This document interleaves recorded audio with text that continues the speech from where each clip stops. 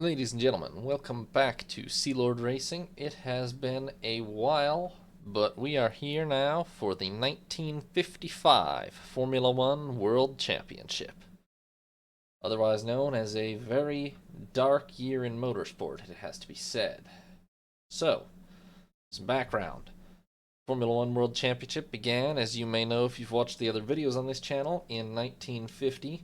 Alfa Romeo won the first two championships, but withdrew, and the championship was run in 1952 and 53 to Formula 2 regulations with smaller engines. Ferrari dominated these years. 1954 saw F1 regulations return, and Mercedes dominated the sport with Juan Manuel Fangio at the wheel. At the end of 1955, Lancia was testing a very advanced car and threatening to challenge Mercedes, and 1955 sees the possibility, with Ferrari and Maserati also hoping to have made strides, of a four-way battle for the title. Maybe. Now, the 1955 schedule... Oops, typo there. The 1955 schedule is expected to be a record 5, 6, 7, 8, 9, 10, 11 races long. We have gained the Monaco and Dutch Grand Prix back to the schedule, so it's a lot of racing. Now, 10 of these are actual Grand Prix. There is also the Indianapolis 500 still on the schedule, as are one of our two non-European rounds nowadays, to be fair. The point system remains 8, 6, 4, 3, 2 for the top 5 at this point, plus a point for fastest lap. Also, despite there now being 11 races, only the best 5 count still, so you can effectively only score points at half of the races on the calendar that will actually count. Now, the teams competing in 1955. Mercedes-Benz, a German automaking giant, of course. They dominated Grand Prix racing right before World War II in the 1930s, and in 1954 they made an equally dominant return. They were unstoppable during the second half of 1954, and they hope to carry that momentum on into 1955. They won 4 races that last year, collecting 37 points that counted, 40 and a 7th in total. The Mercedes-Benz W196 is an advanced design featuring a direct fuel injection developed for the DB601 fighter engine during World War II. It proved very reliable and totally dominated last season, and it's built, as you can see, in both streamlined and unstreamlined versions for different tracks. Their 2.5-liter inline-8 engine produces 260 horsepower, roughly, and they run on Continental tires. Driving for Mercedes, El Maestro himself, Juan Manuel Fangio, 43-year-old Argentinian, the 1951 and 54 world champion, and widely recognized at this moment in time as one of the 2 best drivers in the world, with his rival, the 52 and 53 world champion Alberto Ascari. Also driving for Mercedes, Karl Kling, 44 years old, from Germany, a Mercedes lifer. He started as a clerk, and after he retires as a racer will end up being head of Mercedes Motorsport. He was also a mechanic in the Luftwaffe in the war, make of that what you will. Last year he was 5th with 1 podium, 12 points, which puts him quite a long ways behind Fangio, but he was competent. Also for Mercedes, Hans Hermann, a 26-year-old German. A baker by trade, his father was murdered when he was just 8 years old, and some years later he sold his mother's jewelry to buy his first car. He earned a Mercedes place by as close to merit as it gets with a tryout. Especially unusual in this time when nearly all the drivers are, to some extent, gentlemen racers. And the new recruit for Mercedes, Sterling Moss, a 25-year-old Brit. His mother, father, and sister all were amateur racers. He impressed in 1954 with outstanding driving in a privateer Maserati, but had a lot of mechanical failures and only picked up 1 podium. But it was enough to persuade Mercedes to take a chance on him. Now, the traditional rival, the Scuderia Ferrari. They dominated 1952 and 53, and they were still competitive in 54, winning 2 races, picking up 34 and a 7th points that counted, 50 and a 7th altogether. However, they have a rather unsettled driver lineup this year, as you'll soon see. The Ferrari 625 F1, later supplemented with the 555, was the dominant car of 52-53, But they essentially just modified it to fit the larger engine for the new regs. It's not a new chassis, and it is outclassed by newer designs like the W196. That said, it is simple and reliable, and its 2.5-liter naturally aspirated inline 4 produces 220 horsepower. This year they are running Engelbert tires.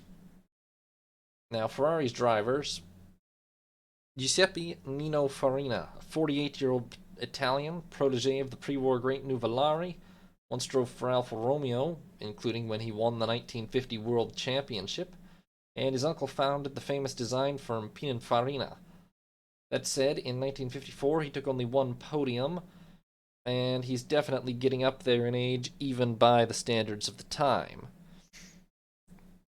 That said, he's still essentially one of the leaders of the Ferrari lineup because of something we'll get to in a moment. Now, alongside him, Maurice Trintignant, 37-year-old Frenchman, nicknamed Le Pétulé, the rat droppings man, due to an incident in the first post-war race when his car turned out to have been sitting in a barn for too long.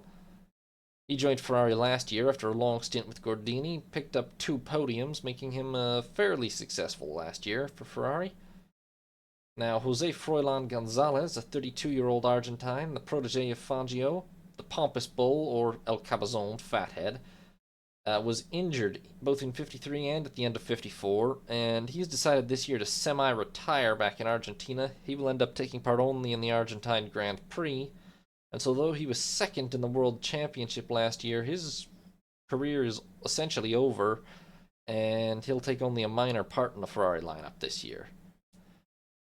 To help fill in the gaps, well, they'll have Farina and Trintignant as their main drivers, and then Piero Taruffi, a 48-year-old Italian, sports car racer, Carrera Panamericana winner.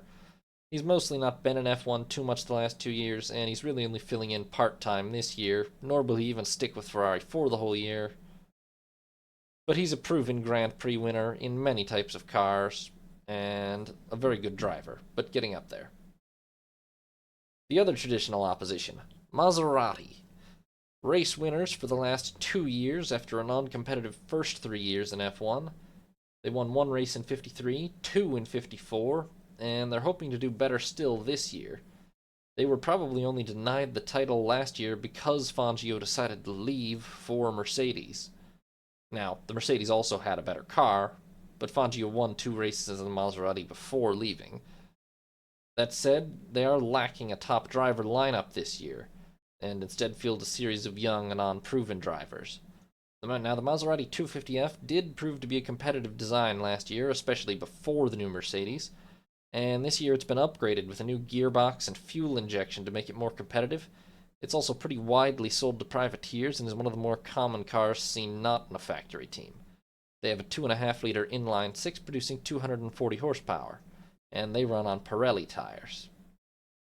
Now, amongst their drivers, probably the most senior, the 33-year-old Jean Beira from France, former motorcycle racer, short, stocky, and known for his fiery temper.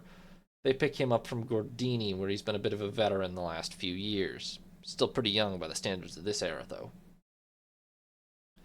With him, other Maserati drivers, there are more, but some of the more important ones: Roberto Mieres, 30-year-old Argentine, an Olympic-level sailor, sports car champion in Argentina, signed by Maserati late last year. He picked up 6 points in 54, so he's somewhat proven in F1.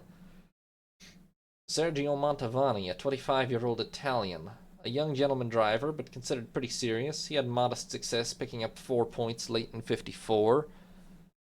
Not exactly proven, but getting there. Now, Luigi Musso, a 30-year-old Italian, stylish gentleman, sportsman, racer, but he has only 3 starts in F1 and took a podium in one of those, so he's considered a promising talent for sure.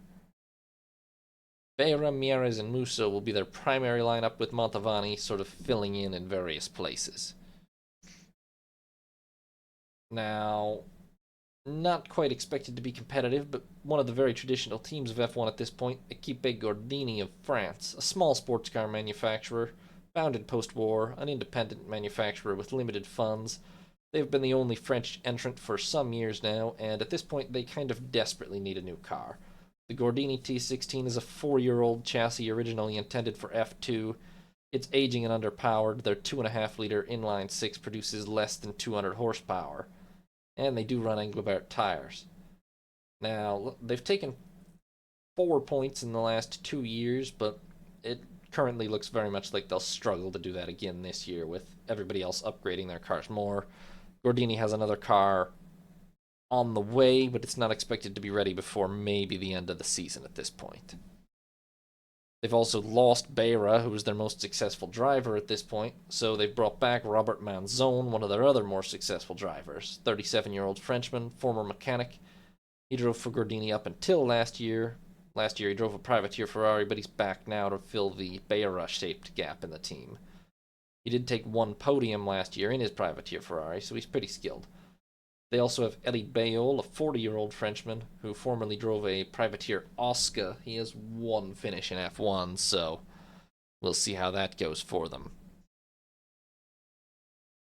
The big story of this year, however, is Lancia, an innovative small Italian sports car maker. Small, but they are gambling big. They have designed a very innovative new car, the Lancia D50, and signed Ascari and Villarizi away from Ferrari to drive it. They took part only in 1 race at the end of 54 and had a double DNF, but hopes are high that they will be ready to race in 55 and take the fight to Mercedes.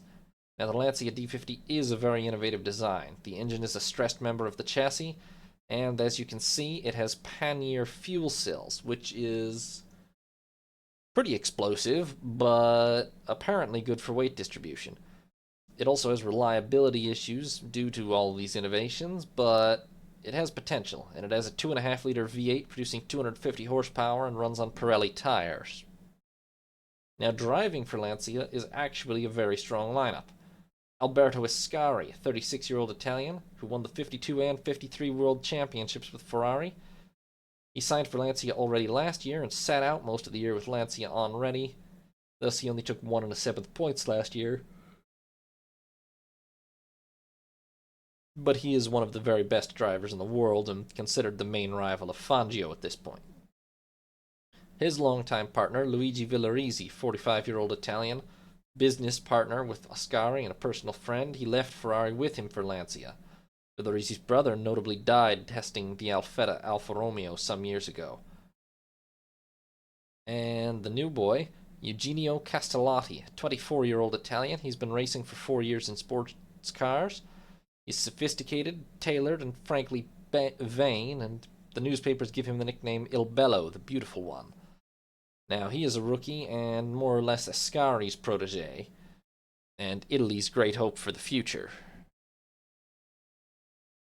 There is a British privateer team around as well, Vanwall, a small team owned by Tony Vandervelde. They are starting to become a bit more ambitious. This year they've upgraded their 2.5-liter flat 4, and they're signing some big drivers in the form of Mike Hawthorne and Harry Schell. Now, the Vanwall VW55, upgraded engine or not, has not been super competitive in previous years, but it might have a chance against the midfield this year. And they run on Pirelli tires. They only have 2 prior F1 entries, but they're looking to run a much more full campaign this year. Now, Mike Hawthorne last year was 3rd in the championship and won a race. 25-year-old Brit. He's had 2 successful years at Ferrari, but he's coming home to take over the family business after his father's death. And he'll do a spot of racing with Vanwall while he's at it, but he wants to be based out of Britain now. With him will be the 33-year-old American Harry Schell, son of a driver-heiress duo who did rally racing together before the war. He joined the Finnish Air Force in the Winter War and then the U.S. Tank Corps in World War II. He didn't score any points last year, but he's had some good privateer drives for Gordini and Maserati, and is considered a pretty talented driver. Other drivers hanging around the field this year. Now, bear in mind, this is not the 2020s. Drivers switch between teams frequently mid-season in 1955 and the 50s in general. Nearly all of them are gentlemen drivers with very little in the way of formal contracts going around. Frankly, they frequently switch cars mid-race, usually not between manufacturers, but it's very common for them to take over a teammate's car if theirs breaks down or something. the expectations in general are quite a lot more informal than they are today. So some other drivers hanging around. Paul Frère, 37-year-old Belgium, three-time Belgian champion rower and a regular local entrant in Belgium. He later becomes a journalist and writes a book on the skill of competitive driving. During this year, he will end up being given a shot by Ferrari due to the lack of other drivers for Ferrari. Cesare Perdisa, 24-year-old Italian. His father and older brother are writers and publishers in the agriculture field. He takes a minor swing away from that and goes for sports cars. He debuted last year, and his results earned him a shot in a Maserati this year. Carlos Mendieta, 40-year-old Argentine.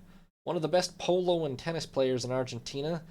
A scratch golfer on a bet. He is an all-round sportsman, skilled in all kinds of things, not just racing. He didn't even start racing until his 30s, mostly in Argentina, but he ends up being picked up by Maserati for some races this year. Thanks to Fangio and Gonzalez, there is a bit of an Argentine craze in F1 at this point.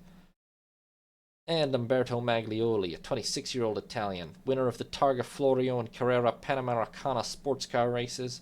He took third in last year's Italian Grand Prix, and Ferrari will use him as another individual driver in their unsteady lineup this year. So, our season properly begins very early in the year with the Argentine Grand Prix on the 17th of January. This is at the Autodromo 17 de Octubre, now the Oscar y Juan Galvez, 3.912 kilometers or 2.431 miles. It is a 96-lap race. Built in 1952 in South Buenos Aires on orders of the Argentine strongman Juan Perón. It's a very modern circuit, noted for its numerous layouts, sort of like Circuit Paul Ricard today. It's actually short, curvy, and technical by 1950 standards. Note the numerous complex corners. It was run counterclockwise last year, but this year it reverts back to its original clockwise layout. Been on the schedule, well, this is its third year on the schedule. Last year it was won by Fangio in a Maserati. 21 cars show up altogether. 4 Mercedes, 3 Ferraris, 8 Maseratis, 3 Lancias, and 3 Gordinis.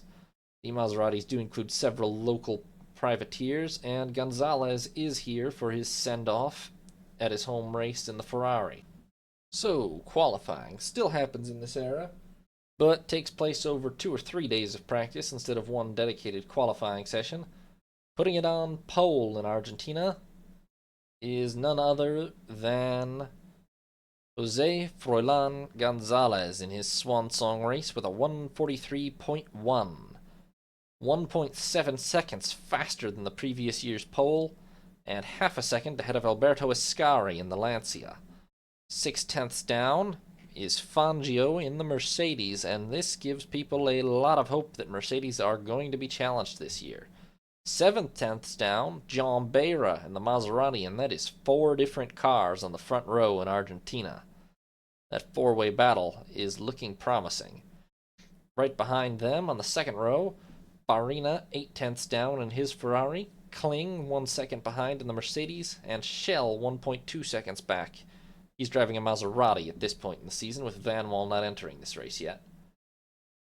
Third row, Moss 1.5 seconds down in the Mercedes, Bierger 1.7 seconds in the first Gordini, Hans Hermann, that's Pablo Bierger, an Argentine local, Hans Hermann in the Mercedes, and Luigi Villarizi in the second Lancia. Fourth row, Castellati in the third Lancia, Carlos Mendieta in a Maserati, and Trintignant in the third Ferrari. Fifth row, Eddie Bayol in the Gordini, Mieres in a Maserati, local Jesus Iglesias in a Gordini, and Musso in his Maserati. And at the back, Montavani in a Maserati, local Clemar Bucci in a Maserati, and Uruguayan, so also basically local, Alberto Uria in a final Maserati. Notably, he is 9.2 seconds down when the next slowest car is 4.5 seconds down, so it's not looking great for Uria on pace here. But 4 cars of different manufacturers on the front row in Argentina. Ferrari on pole, then Lancia, Mercedes, and Maserati. 3 more different, well, not different manufacturers, but a mixed second row as well. It has the potential to get chaotic.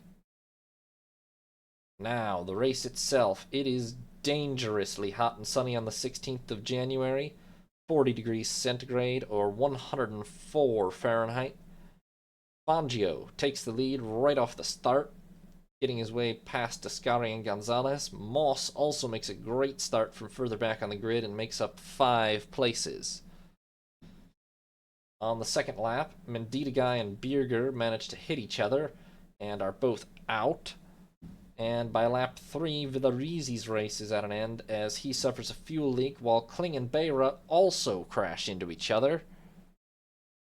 Ascari takes the lead down the inside of Fangio, and we find Ascari and the Lancia leading the race from Fangio, Gonzalez, Moss, and with Beira and Kling out, Farina.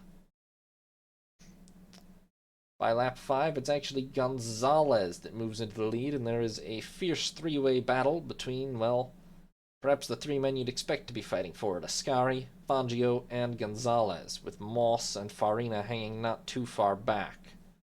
Then Schell, Herman, Castellati, Trintignant, Bayol. The local Maseratis mostly at the back at this point. Fangio actually falls all the way to 3rd, with Ascari and Gonzalez battling at this stage of the race. By lap 8, Bayol is out with a transmission failure. By lap 11, Ascari retakes the lead from Gonzalez, the battle very much still ongoing. And at some point, Castellati comes into the pits and Villarizi takes over the second Lancia. Apparently he was out due to a fuel leak, so this is our first example of many for the year of the more senior driver taking over a junior driver's car after a reliability problem takes him out. Just standard practice in 55, really. By lap 21, Gonzalez is back into the lead, and it is Ascari and Gonzalez looking the favorites to win at this point. Fangio definitely still on their heels in 3rd, though. On lap 22, however, Ascari abruptly crashes out of the race. Very unexpected from a 2-time world champion, and that leaves Gonzalez leading from Fangio and Moss. On lap 23, thanks to a miscalculation, Uria somehow runs out of fuel and is out of the race. Frankly, he did not have a lot of pace anyway, so it's not exactly a huge loss. Now, Gonzalez is leading the race, but he's also beginning to overheat severely. It is over 100 degrees. He's injured, with the car actually overheating so badly that it's... Well, no. Sorry, that was a different year. Gonzalez is just himself in general still injured, not fully recovered from the end of the year.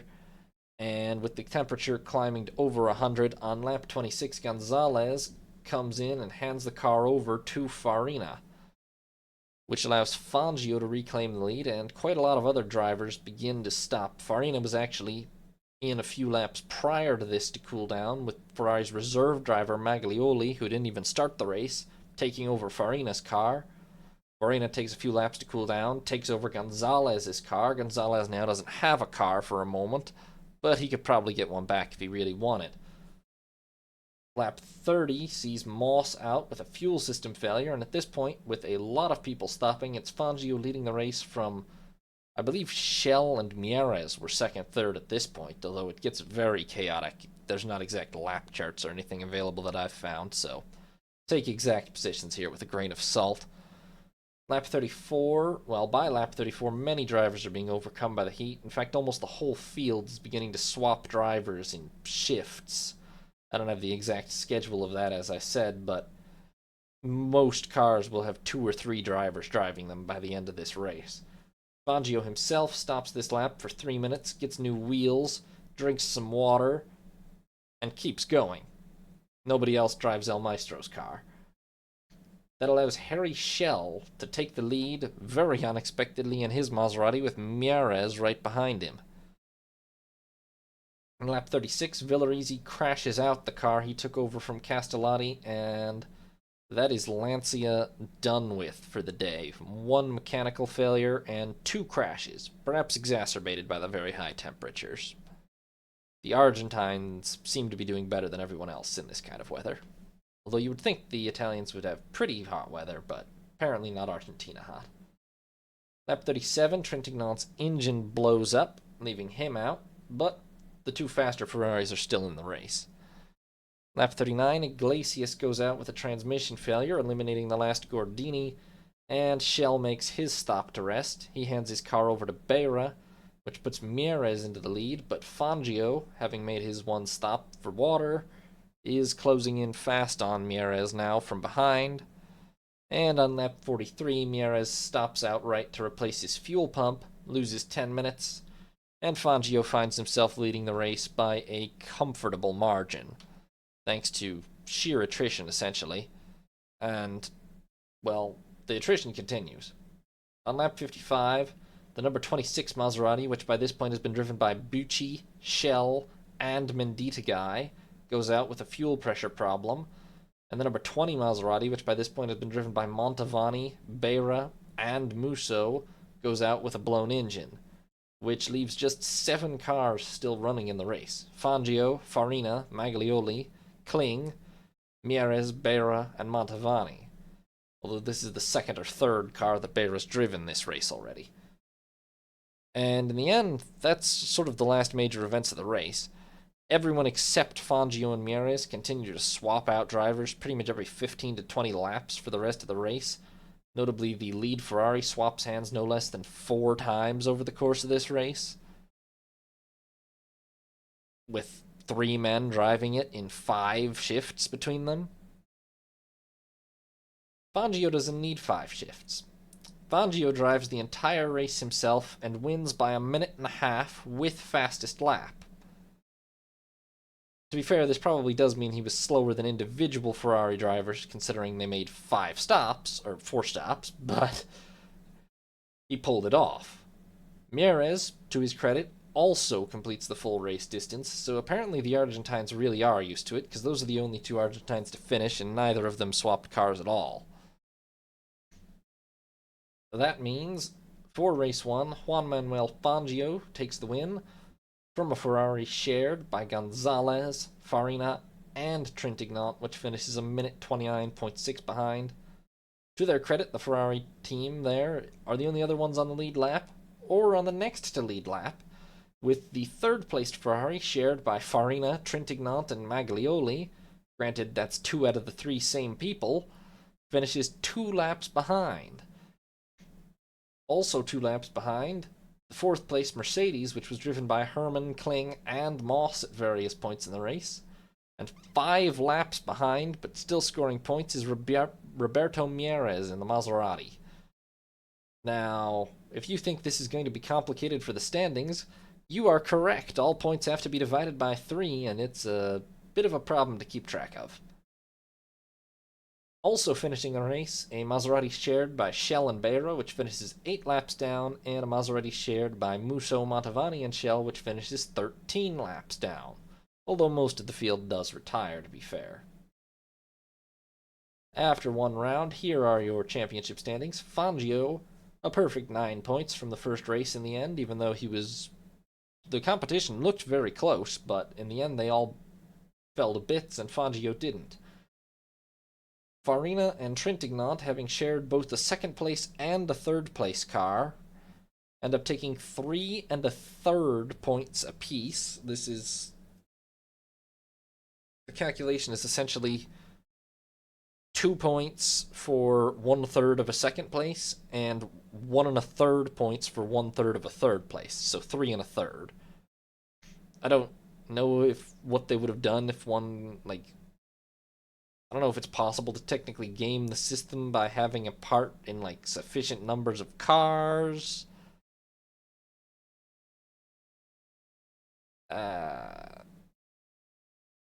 Well, nobody ever did it intentionally that I could tell. They were gentlemen in this era.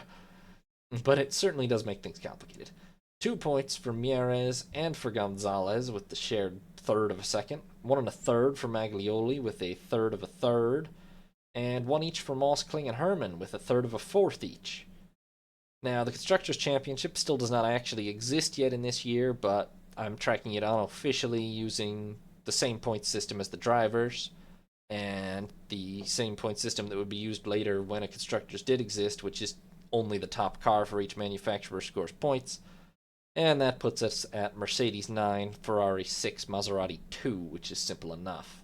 quite a bit simpler than the drivers. Now, there are also still a lot of non-championship races at this time in Grand Prix racing, and a prime example are, well, several prime examples come up during the long spring period between the Argentine Grand Prix and the Monaco Grand Prix in May, which is a 5-month gap. Notably, on the 27th of March, we have the Gran Premio del Valentino, the Valentino Grand Prix in Turin. Ascari takes pole in the Lancia, ahead of Beira in his Maserati, Musso in his Maserati, and then Mantovani in his Maserati, plus Mieres in his Maserati. It's a lot of Maseratis. 15 cars show up, 5 Ferraris, 7 Maseratis, 3 Lancias. The other 2 Lancias take 6th for Villarizi and 8th for Castellati in qualifying. Unfortunately, the big news of the race is that young Mantovani, after a pretty promising first race, crashes in practice and loses a leg. This, unfortunately, is, of course, the end of his motorsports career, and at the age of only, I believe, 25, was it? I don't have it written down, but I believe it was 25. So it is quite a tragedy. That said, the race goes on, and Ascari wins it by 27 seconds from Mieres, Villarizi, Castellati, and Schell in a Ferrari. Why he was in a Ferrari at this point, I don't know. I guess it was the same privateer Ferrari as last year, actually, to be fair. So Lancia ends up, despite a shaky qualifying, mostly dominating this race, finishing 1-3-4, which bodes very well for them for the rest of the season. And then we have the Pau Grand Prix in France on the 11th of April. Ascari takes pole for this one as well, ahead of Beira, Mieres, and then Villarizi and Castellati. The 16 cars showing up include 2 Ferraris, 6 Maseratis, 3 Lancias, 3 Gordinis, and 2 Deutsche Bonnets. Now, what is a Deutsche Bonnet, you might ask? Well, it's a sports car brand created by Charles Deutsch and René Bonnet, which is apparently all French. It sounds suspiciously like a German-French combination, which would be unlikely, but apparently it's all French. But they don't make a whole lot of F1 cars, suffice to say. Anyway, surprisingly, the race is won by Beira from Castellati, Mieres, Villarizi, and Ascari, with Musso and Manzone retiring, which is not a good race for Ascari, frankly. But the other big news is that gentleman rookie driver Mario Alborghetti is killed 20 laps into the race after hitting a hay bales on the side of the track. So that's 1 death and 1 maiming so far for 2 races. Well, 3 races. Great record. Welcome to 1955, everyone. Next, the 25th of April, the Grand Prix de Bordeaux. Beira outright takes pole here in the absence of the Lancias from Musso, Moss in a Maserati, Farina and Trintignant. 3 Ferraris, 7 Maseratis, 2 Gordinis showing up overall. Beira, in the end, wins comfortably ahead of Musso, Mieres, Moss, and Manzone, which is, I believe, a Maserati 1, 2, 3, 4, with a Gordini managing to take 5th. Farina and Trintignant both retire, which is pretty much just a disaster for Ferrari. They were nowhere here. Then the BRDC International Trophy, which is actually this year's big race at Silverstone because the British Grand Prix has been moved north to Aintree, but more on that later. Pole position goes to Roy Salvadori in a Maserati. Behind him, Hawthorne, Britain's big star at this point, in the van wall for the first time, I believe. Then Moss in a Maserati. Moss was in a Maserati, right? Yes.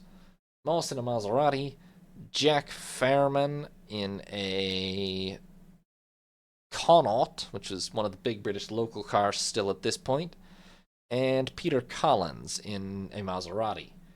22 cars showed up in all, a Ferrari, 6 Maserati, 7 Connaughts, 3 Coopers, 2 Van Walls, 2 Gordinis, and an Emeryson. Emeryson will not be on the test. Collins ultimately wins the race in a Maserati from Salvadori, Prince Bira of Thailand, Andre Simon, and Louis Rosier, which is a Maserati 1, 2, 3, 4, 5. A young Australian by the name of Jack Brabham finishes 7th in a little underpowered Cooper, which is one of his first big successes in Grand Prix racing. Retiring are Hawthorne and Moss, plus Fairman and Manzone, which does take out a lot of the favourites, hence why Collins manages to win, most likely.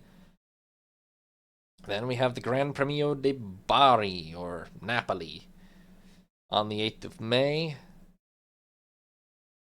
This is, well, where the Lancias are that weekend. Ascari takes pole ahead of Musso, then Beira in his Maserati, then Villarizi, and then Mieres. Castellotti is not present, to be fair. Only 2 Lancias are entered, along with 2 Ferraris, 4 Maseratis, and 1 HWM driven by Ted Whiteaway of Britain that makes its way down there for some reason. That's another British local car, and I have no idea what it was doing in Naples instead of Silverstone.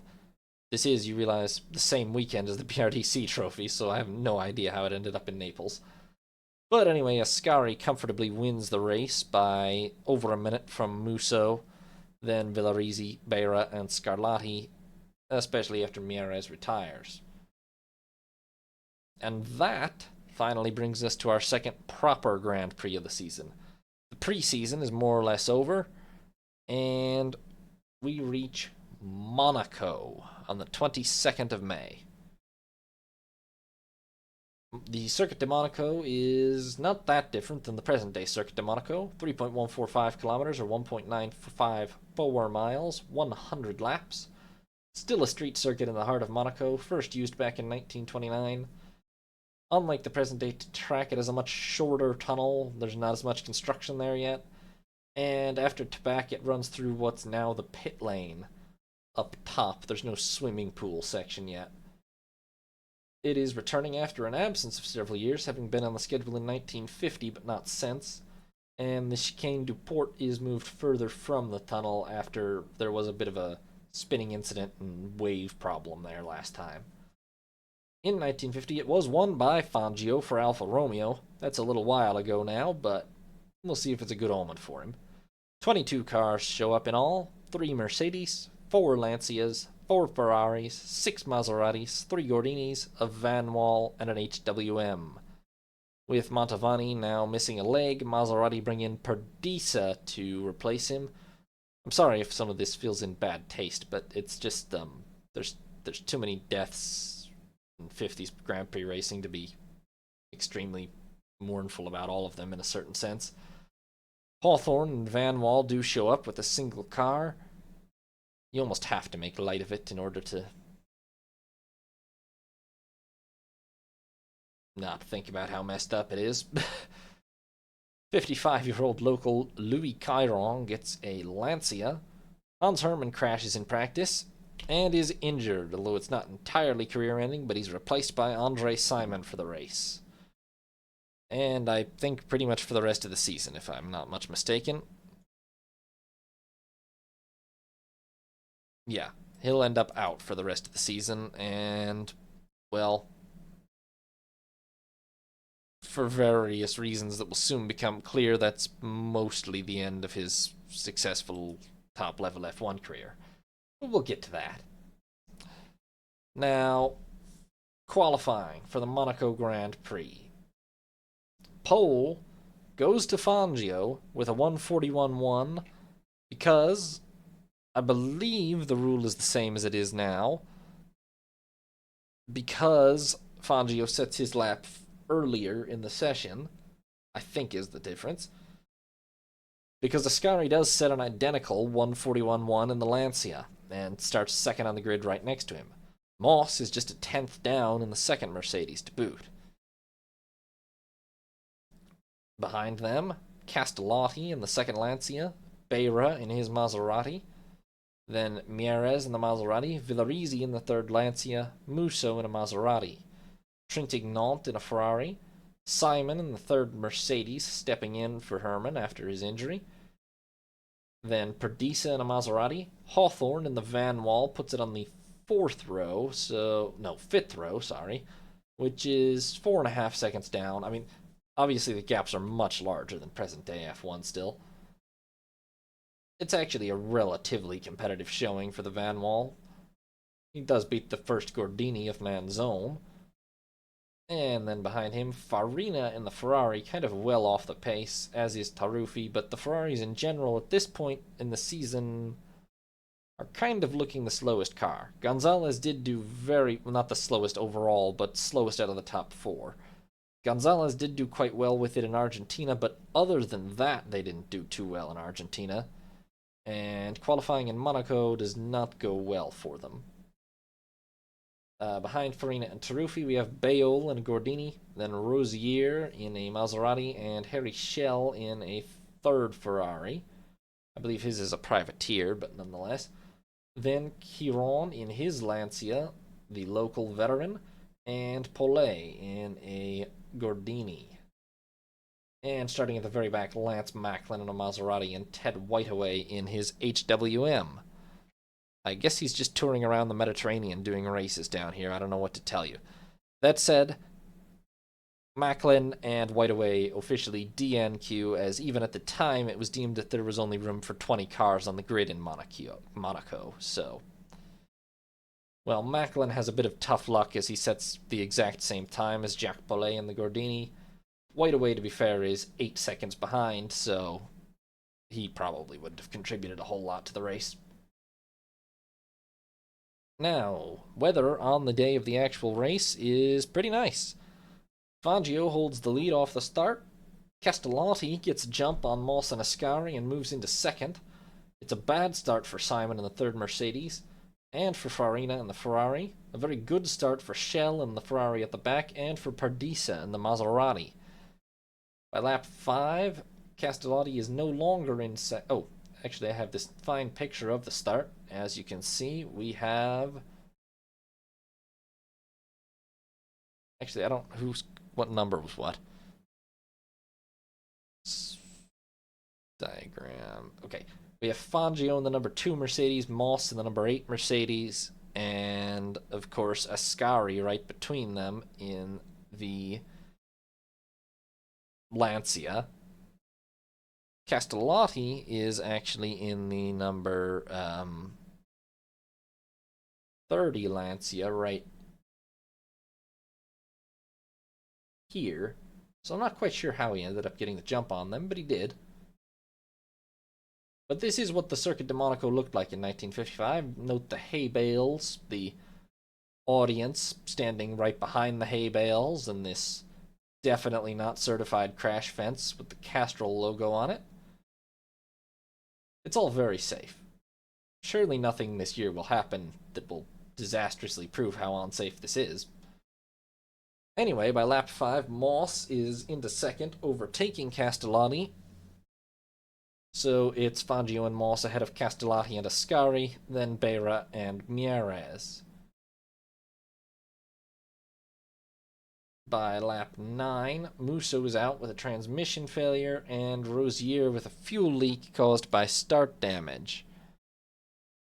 Farina has dropped to last with a dented nose, also caused by start damage. And, well, the two Lancias are right on the heels of the two Mercedes. But in the end, the two Lancias actually sort of struggle, and by lap 20, it's Beira that's moved up to third. Trintignant is climbing his way up to 7th, and Fangio and Moss are building quite a gap for themselves in a fine-looking Mercedes 1-2. Lap 23, Hawthorne and the Sol Vanwall go out with a throttle issue, and as you might expect, the attrition soon does start to really kick in. By lap 25, Simon is out with an engine failure. He was not doing too well in the third Mercedes, so maybe it's a bit of a mercy. Lap 35, Castellotti, who's still doing quite well in 4th, hits a curb, punctures a tire, and drops back. But Beira also pits with trouble, which leaves Ascari to move into 3rd. Meanwhile, Trintignant passes Mieres to move into what's now suddenly 4th. I've just noticed that I've accidentally put Schell with the Maserati logo. He is driving a Ferrari through this whole thing. I think I was just used to him driving a Maserati this year. But he is driving a Ferrari, actually, in this race. My apologies for that. By lap 39, Manzone is out with a gearbox failure, and on lap 50, The big blow is Fangio suddenly retires with a transmission failure. Beira and Perdisa swap cars at this point to get Perdisa back in, or to get Beira back into it after his problems of a moment ago. But it's Sterling Moss that inherits a massive lead on the Circuit de Monaco. Only Alberto Ascari and his Lancia are even on the lead lap to attempt to challenge him. So it is very much Moss versus Ascari, but Moss has a huge lead over Ascari. And Trintignant finds himself in third, having gone pretty well, but more or less by attrition.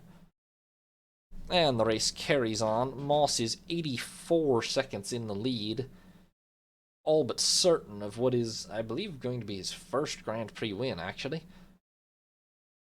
And then on lap 65, well, Bale is out. Actually, lap 64, Bale is out.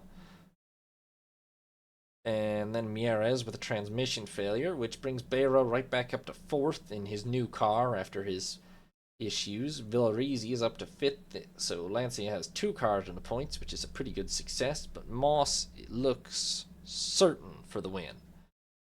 Lap 69, Shell is out, engine failure. Villarizi drops back with issues. Perdisa is...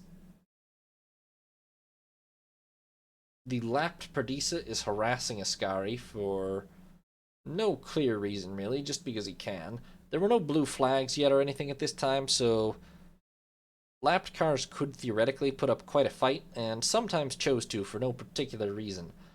But with Perdisa harassing Ascari, Moss is now very close to lapping the field, and both Castellotti and Perdisa pass Villarizi, who is suddenly struggling for some reason. He had the pace a minute ago, but not now. And then, unfortunately, on lap 81, it happens. Huge drama.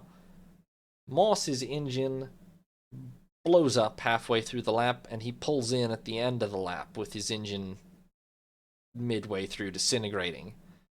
And yet, seconds later, without ever finding out that Moss had retired, without ever even catching up to him on the track, Ascari slides on oil, probably from Moss's newly disintegrating engine, at the Chicane du Port, and plunges directly into Monaco Harbor, into the water. So he's also out of the race. He does, fortunately, bob to the surface unhurt. He almost certainly wasn't wearing his seatbelts, as no drivers did at the time, and in this particular case, I suppose it probably did help him. So that is Moss and Ascari out of the race, and Trintignant suddenly inherits the lead of the race, which he certainly was not expecting to have a moment ago. He wasn't even on the lead lap of the race. The race effectively loses a lap when this happens. Or, well, it doesn't, but I wonder how they would handle that with modern graphics. Because the race lap counter would have ticked up to 81, and then when Moss and Ascari both went out, it would have had to tick back to 80, essentially. Well, in any case, it's Trintignant suddenly leading from, well, would have briefly been Beira, but Beira abruptly was already behind Castellotti, and then spins his car, stalls, and retires. So it's Trintignant from Castellotti, Perdisa making his way up to third through sheer survival, after he wasn't originally even supposed to race here, I believe. Oh, right, he came in because Mantovani lost a leg. Yeah. So, yeah. And then Farina and Villarizi. Finally, after 100 laps, a madhouse attrition race again, Trintignant unexpectedly wins the race for Ferrari by 20 seconds. Fangio takes the fastest lap despite his retirement. Behind Trintignant, Castellotti in the Lancia, still putting up a good showing for Lancia in the end. Then Perdisa, Farina, and Villarizi. Louis Chiron, the local, at age 55, takes 6th place in the race, which, out of 8 surviving cars, but he survived the race, and he wasn't hugely outpaced by people either. So it's the win for the rat droppings man, Maurice Trintignant, by 20 seconds from Eugenio Castellotti. a lap ahead of the car shared by Beira and Perdisa, but Perdisa is in the driver's seat at the end, I believe. Then Farina and Villarizi in the Ferrari and Lancia, respectively. Other finishers, Chiron 5 laps down in his Lancia, Paulet 9 laps down in the Gordini, and Taruffi and Frere 14 laps down in the Ferrari. They somewhat arbitrarily describe Moss as having finished, quote-unquote, 19 laps down. I think this usually happens when the driver is stubborn enough to push their car across the line or something on the last lap, but they're a little arbitrary about how they did this in the 50s, too. I've noticed that several times. Now, so after 2 championship rounds, it is Trintignant that takes the lead. The win here, plus the shared second-third before, and he is at 11 1/3 points. Behind him, Fangio with 10 points. Then Farina with 6 1/3, thanks to his shared second-third, and then a 4th here. Not brilliant, but consistent. Castellotti picks up 6 with his second here. And then we already have 5 drivers with 2, 1 with 1 1/3, and 3 with 1. Having taken second in Argentina and 1 here, while Mercedes in the end, out of 3 fine cars, only picks up a fastest lap here. So Ferrari take the constructors' lead with 14 points to Mercedes' 10. Then Lancia and Maserati on 6 apiece. Lancia have some pace, their reliability was actually fine, to be fair. They would have won the race if not for Ascari plunging into the harbor. And on that note, unfortunately, we do have a somber moment here now. Alberto Ascari, 2-time champion of the world, 1952 and 53. No, he does not die from plunging into the harbor in Monaco. He does break his nose, but he's not badly hurt. He bobs to the surface and is fished out. Unfortunately, 4 days later, on the 26th of May, 1955, he makes his way to Monza to observe a test of the Ferrari 750 sports car, which he and Castellotti are supposed to drive together in the Monza 1,000-kilometer race, having made a special agreement with Lancia because Lancia doesn't have a car to compete in that race. Bear in mind, almost all these drivers drive all kinds of racing categories still at this point, any sort of sports car. There's not a whole lot of difference between the sports cars and F1 cars yet at this stage. Ascari is not supposed to actually drive the Ferrari 750 today. He's just supposed to observe Castellotti, but he decides to take a few laps himself. He borrows Castellotti's helmet because he didn't bring his, and he sets out. And on his 3rd lap, at the high-speed corner at the back of Monza, where the Ascari chicane now stands, Ascari spins, the car somersaults twice. Ascari, still not wearing his seatbelt, is thrown free and suffers numerous injuries. He dies within a few minutes. The exact cause of the crash remains unknown. Driver error, mechanical failure. The car was fairly shredded in the aftermath. More than 1 million take to the streets at his funeral in Milan, where he's buried beside his father. Fangio publicly comments that he has lost his greatest opponent. 3 days after the funeral, Mr. Lancia himself sells the entire Lancia racing team to Enzo Ferrari, giving up the Lancia racing project and handing the unreliable but very innovative cars to Ferrari, along with the driving contracts for Villarizi and Castellotti.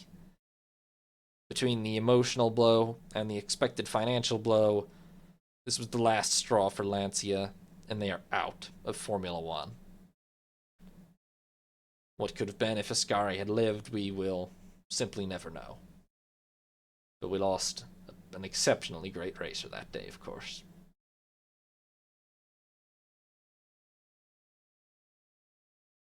Unfortunately, that's not even the half of this cursed year.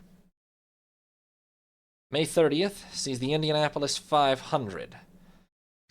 It sees a very unusual qualifying incident. Now, note, of course, none of the actual European Grand Prix drivers show up to the Indianapolis 500. None of them usually do. But it is a round of the Formula One World Championship, even though it's still not run to Formula One regulations, so we've got to cover it at least briefly. Qualifying sees an unusual incident. Most of the drivers agree to wait for the second day of qualifying because there's heavy winds and rain on the first day. But nobody tells Jerry Hoyt, who goes out in a gap in the weather with 20 minutes to go and takes pole by default. As in Indianapolis, the first day, pole day, is the default day for setting the grid, and generally the second day is only for sort of second round qualifying. But Jerry Hoyt goes out with a gap of the weather and 20 minutes to go because apparently nobody told him about the deal, and he takes pole by default. Tony Bettenhausen notices Hoyt out on the track and goes out and sets a hasty competing time but can't beat Hoyt. That said, Hoyt's time is not even close to as fast as the time of the top man from day 2, Jack McGrath, who starts third but effectively might as well be the pole sitter. Behind him, Fred Akabashian and the defending two-time winner Bill Vukovic. In qualifying, Manny Aiello is killed, the first of 2 deaths at the Indianapolis 500 this year. During the race, the virtual pole sitter McGrath initially battles the two-time defending champion Vukovic for the lead, but McGrath retires and Vukovic holds a solid lead until on lap 56, Bill Vukovic is caught up in a crash and his car cartwheels out of the track. He too is killed. The, second very prominent driver and effectively, I believe, third driver I've mentioned dead so far this year. Plus one without a leg. After Vukovic's death, Jimmy Bryan takes over the lead, but he retires with a mechanical issue, which hands Bob Schweikert the lead. Schweikert's main rivals, Art Cross and Don Freeland, both retire with mechanical problems after leading for some periods, and in the end, the win of the 1955 International 500 goes to Bob Schweikert. Behind him, a car shared by Tony Bettenhausen and Paul Russo, then Jimmy Davies, Johnny Thompson, and a car shared by Walt Faulkner and Bill Homeyer. Only 14 cars finish out of 33 starters. Here, the winning car driven by Schweikert. And that will bring us back over to Europe to the Belgian Grand Prix on the 5th of June. Now, that, of course, is at Spa-Francorchamps. 14.12 kilometers, 8.774 miles, only 36 laps. Designed back in 1920, using all public roads linking the Belgian villages of Francorchamps, Malmedy, and Stavelot. Its minimal changes have been made to these public roads. A few to increase the speed and flow for racing, some hay bales on the sides, and we're good to go. Spa is probably the fastest and most dangerous track in Europe, although, spoiler, but actually nothing that disastrous happens this year, which is a rarity considering the overall events this year. Now, Spa's been on the schedule every year so far in Formula One. Last year, it was won by Fangio and a Maserati before Mercedes made their debut. Notably, Castellotti does appear with a sort of pseudo-privateer Lancia. I'm not sure of the exact legalities that were going on at this point. Of course, Lancia had literally just been sold to Ferrari. But whether everything was fully resolved with that takeover yet, probably not. This was also a very small grid in Belgium. I think maybe they didn't have a very large prize purse or something, but there are always very few privateers in Belgium in these years. But what does show up is 3 Mercedes, 3 Ferraris, 5 Maseratis, a Lancia, and a Van Wall. Qualifying, the 3rd, 4th, Castellotti puts his Lancia on pole for what is now essentially a dead team. But one last hurrah for them as he takes pole by half a second ahead of Fangio, 4 seconds faster than the 1954 pole time. The speed of Formula One development in these years is crazy. The cars are multiple seconds faster every single year. Moss is 1.1 seconds back. Then on the second row, Farina in the Ferrari and Beira in the Maserati. Then Kling in the third Mercedes, Musso in his Maserati, Paul Frere, the Belgian local, driving a Ferrari. Then Schell in his Ferrari, Hawthorne in the Van Wall.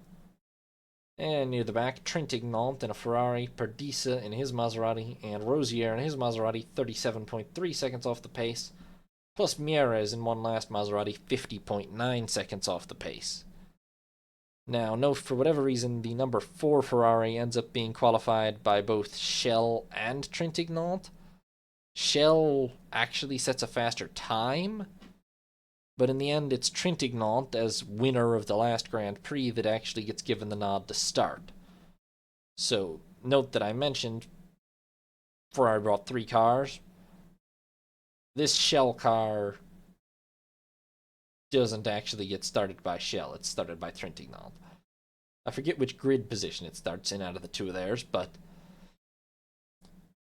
the Schell Ferrari does not really exist for practical purposes. Based on this, I'm going to go ahead and say it started in Trintignant's grid position. Anyway, it's dry and warm, but partly cloudy in Spa. And immediately, Fangio gets the better of Castellotti at the bridge, which I believe is what Uroge is now. Kling makes a good start from relatively far back. Musso, on the other hand, has trouble starting the car and immediately drops to last. By lap 2, it's more or less Kling, Beira, Farina, and Frere battling for 4th. Farina manages to get ahead of the lot and starts closing in on Castellotti. Moss by then has gotten past Castellotti, while Fangio has built a 3-second lead after just a single lap. So we see Farina chasing down Castellotti for 3rd, while Fangio and Moss are into a 1-2 position, which is where they were in Monaco too, but everything went very, very wrong then, so we'll see if Mercedes can hold together today. By lap 3, Fangio... Oh, here's another image from this race, as you can see. They didn't even bother with hay bales in this part of the track, actually. It's just dense old-growth pine forest by the look of it. I'm sure they're only going 150 or so in this image. Probably not actually that fast, only 120 or something at this time, but given most of them aren't wearing their seatbelts, that would be pretty much sufficient. On lap 4, Beira loses the car going into La Source and spins into a ditch. Fortunately, La Source is a hairpin and he's not going all that fast. He is unhurt and runs to the pits nearby to take over the car of Mieres, as is the custom of the time. Fangio by now leads by 6+ seconds. Moss is 20 seconds ahead of Castellotti, chasing after Fangio, and Farina is pretty much right on Castellotti's tail. The attrition inevitably eventually takes over. By lap 9, Hawthorne is out with a gearbox failure. Van Wall running okay so far this year, but I don't believe they've actually finished a car yet, so not that okay. Kling, Musso, and Frere are battling for 5th by this point, which means Musso is actually getting a couple of positions ahead of where I've indicated there, with Trintignant 8th. Farina is right on Castellotti's tail, but can't actually seem to pass him. And more laps go reeling by, until abruptly on lap 17, it's Castellotti that pulls over with a gearbox failure. So Farina was never able to pass him, but finally inherits 3rd anyway.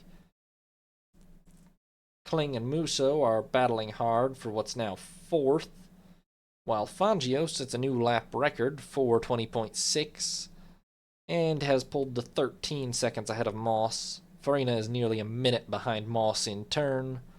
And then we have Musso and Kling battling for 4th, with Frere, the local, in 6th. Trintignant only 7th after winning the last race. On lap 20, Fangio goes ahead and eases up. Probably a little worried about those mechanical failures from Monaco. Moss closes in on him, and they begin just sort of cruising around Spa. Farina is in no man's land, a minute behind those two, and no chance of catching up. Way ahead of Kling and Musso, who are still furiously battling for 4th. That battle is ultimately resolved in favor of neither of them, because on lap 22, Kling's car starts spewing oil and he retires, but Musso turns out to have pushed his engine so hard that it starts falling apart, and he pits for repairs. Apparently going all out while fighting each other broke both of their cars. So Musso drops back down to 7th. On lap 28, Mercedes officially haul out the flags for what their drivers were more or less unofficially doing, and Ferrari follow suit, both signaling their drivers to just bring it home without breaking the cars. Fangio and Moss touring around in 1-2. Ferrari pretty happy with a 3-4 given their lack of pace at this point. And in the end, they do. They simply do. The last few laps from the Motorsport magazine article I read on this, they considered this to be a bit of a boring race, and the last 8 laps, Fangio and Moss more or less just tour around. Fangio stays 8 seconds ahead and wins pretty comfortably. They're a minute 40 ahead of Farina, and Fangio does take the fastest lap in the process. Farina taking 3rd, Frere 4th, the local, and Beira picks up 5th for Maserati. Only those 3 teams actually finishing.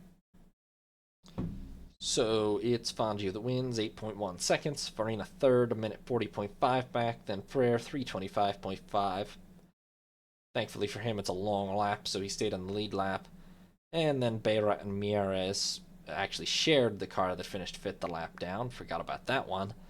But that's pretty much standard at this point. Trintignant finishes a lap behind in his Ferrari. Musso 2 laps behind in the Maserati. Perdisa and Rosier 3 laps behind in their Maseratis.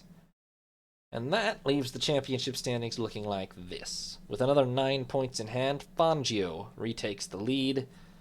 And, well, it's a long way to go still, with 7 more races expected for the year. 7? Yeah, 7. Trintignant scores no points here, so drops to 2nd at 11 and a third, with Fangio up to 19. Farina is being pretty consistent so far this year and is 3rd with 10 and a third. Then, technically speaking, Schweikert with 8. Moss with 7 after 2 decent points finishes. Castellotti 6. Jimmy Davies with 4. And then the likes of Mieres, Beira, Frere, Bettenhausen, Russo, and Thompson at 3. There's also a whole bunch more people at 2, 1 and a third, and 1. You can pause and read all of it if you want. I believe it's all accurate, but realistically, these people are unlikely to play a major championship battle role, unless they start racking up points, because, I mean, technically speaking, all you have to do is win 5 races straight in the back half of the season, and you win, since only the best 5 out of 11 count. As for the constructors, Mercedes win with the fastest lap. The fastest lap does make the difference. In fact, they have all 3 fastest laps, and that really, really makes the difference, because they're now ahead 19 to 18 over Ferrari, with Maserati sitting at 8 alongside Curtis Kraft Offenhauser of the Indy 500. Lancia have 6 and also no longer really exist. And then Kuzma Offenhauser with 4. And this unfortunately brings us to the primary tragedy of 1955. As though the several major driver deaths and maimings already weren't enough. Normally I wouldn't talk about the 24 Hours of Le Mans, but I don't believe I can talk about the 1955 Formula One season without discussing the 1955 24 Hours of Le Mans. Numerous F1 drivers are participating, including Fangio and Moss in a Mercedes 300 SLR sports car, Hawthorne in a Jaguar, and quite a few others. The race initially is going on quite normally. Mercedes is, I believe, storming towards victory. And, well, things only get relevant to F1 at 1820 in the evening, when Hawthorne in a Jaguar veers over towards the pits and brakes. Lance Macklin, coming up behind, another F1 driver, coming up behind him, swerves into the path of Pierre Levey, who I think has taken 1 or 2 F1 drives himself, in one of the Mercedes 300 SLRs. Levey slams into the back of Macklin at very high speed and is catapulted over Macklin. He crashes into an earth embankment on the side of the track, bounces up and over it, and slams into the massed crowd on the side of the track, disintegrating, the entire car disintegrating, into a massive spray of shrapnel and then promptly exploding as the fuel tanks catch fire. A white-hot magnesium fire, with pretty much the entire car being made of magnesium. Pierre Levay himself is thrown free and killed instantly, as are roughly 83 spectators. Not all instantly, but 83 spectators dead, more or less, and 120 plus injured. The results of this on motorsport are, of course, enormous. I realize it's pretty obvious the 1950s have a higher tolerance for death and risk than we do now, but 83 dead spectators was not a laughing matter even then. In fact, it was very much not a laughing matter. Immediately thereafter, France bans motorsport in all forms, as do Spain, West Germany, and Switzerland. Now, most nations will proceed to lift these bans within the next year. Switzerland actually retains its ban until 2022. Now, the race, of course, is not stopped, and Hawthorne wins after Mercedes make the call to withdraw their remaining cars, so Hawthorne wins for Jaguar. The direct F1 impact of this race is not immediately clear. It will take months, in fact, to be entirely certain, but the exact timeline is too complicated for me to keep track of properly, so the long story short is that the French, German, Swiss, and Spanish Grand Prix are all cancelled entirely for the year, which reduces the calendar from 11 to 7 rounds, and means that we now have only 3 rounds remaining instead of 7. And the 7 include the Indy 500, of course. We have only the Dutch, British, and Italian Grand Prix to come now. Oh, and additionally, Gordini driver Elie Bale fractures his skull in a separate crash in practice for Le Mans. Although I believe he lives. Yes, he does, but it's the end of his career as well. Yeah. More or less. So that's, let's see here. What have I accounted for so far? 4 drivers dead, 2 with career-ending injuries, and 83 random spectators dead? The season's going so well, everybody. Welcome to the Dutch Grand Prix. The Dutch Grand Prix is, of course, our first actual race post the disaster at Le Mans. And it was actually held so soon after the disaster at Le Mans that the organizers basically didn't get the chance to cancel it. They might well have otherwise, but they were in for too much money already. So, the Dutch Grand Prix is at Zandvoort, 4.193 kilometers or 2.605 miles, a 100-lap race. It was built in 1948 in the dunes off the North Sea coast. It's a wavy, sweeping circuit and only has one real straight along the start-finish line. It was absent for financial reasons last year after being on the schedule from 50 to 53. When last held in 53, it was won by Ascari for Ferrari. Now, the weekend turns out to be wet and cold, but despite the recent disaster, the crowd is still ruckus and large. Hawthorne and Castellati both appear in works Ferraris now that Ferrari owns Lancia. Farina announces his immediate retirement, the recent disasters having been too much for him, which means he's essentially out of the season and Grand Prix racing in general, but Hawthorne and Castellati replace him in the Ferrari lineup.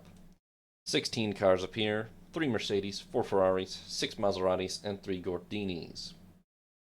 Qualifying, the 17th, 18th of June. Pole position goes to Fangio with a 140.0.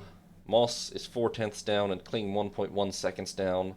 They are 11 seconds faster than the 53 pole. Granted, they have new regulations since then, but it's still a pretty enormous improvement. And it is, of course, a Mercedes front row lockout.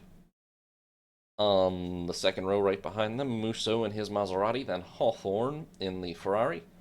Then Beira and Mieres in their Maseratis, and Trintignant in the second Ferrari. Then Castellotti in his Ferrari. Walker, Peter Walker, I believe. Yeah, Peter Walker in his Maserati, which is actually Sterling Moss's personal Maserati, but Moss is, of course, driving the Mercedes. Robert Malzone and Jacques Palais in the Gordinis. Louis Rosier in his Maserati. Then Hermano da Silva Ramos of Brazil in a Gordini. He might be the first Brazilian to drive in F1, actually. He's half French, to be fair. Then Horace Gold in his Maserati. And at the very back, Johnny Claes, a Belgian, in an older model Ferrari privateer. The actual day of the race, June 19th, is cloudy and breezy, but warmish and dry as the race starts. Fangio makes a great start and comfortably holds the lead. Musso briefly gets himself all the way into second, but Moss soon retakes it, while Kling drops a couple of places. Beira also makes a good start. Hawthorne, not so much. There are some allegations that Fangio may have jumped the start slightly. It was that good, but impossible to prove at the time, and therefore impossible to prove now. By lap 3, we have our first casualty as Walker is out with a wheel bearing failure. And by lap 10, the order is actually looking pretty stable. It's Fangio from Moss, Musso, Beira, Kling, and the Ferraris of Hawthorne, Trintignant, and Castellotti all outside the points and looking pretty unhappy, to be frank. Troubled, let's say. The Gordinis, of course, way off the pace as usual. By lap 20, Fangio and Moss are building themselves a pretty substantial lead, as they have at the last couple of races. Musso is just about keeping up. Hawthorne drops back with gear change issues. Notably, Fangio is apparently fast at the hairpins, while Moss is fast through the fast corners, and they're keeping themselves pretty equally matched so far. Lap 22 sees the third Mercedes go out, with Kling spinning off. Gold follows shortly thereafter. Otherwise, it's a fairly uneventful race for quite a few laps thereafter, until Manzone retires with a transmission failure on lap 45. Halfway through the race, Fangio and Moss lead by 17 seconds clear of Musso, who's still clear third, but just doing his best. Mieres finds some pace from somewhere and is able to clear Castellotti, Trintignant, and Beira. Beira actually makes a stop for some adjustments. Things only really get a bit interesting when on lap 60 it starts drizzling and the track becomes very greasy and slippery, causing the temperature to drop.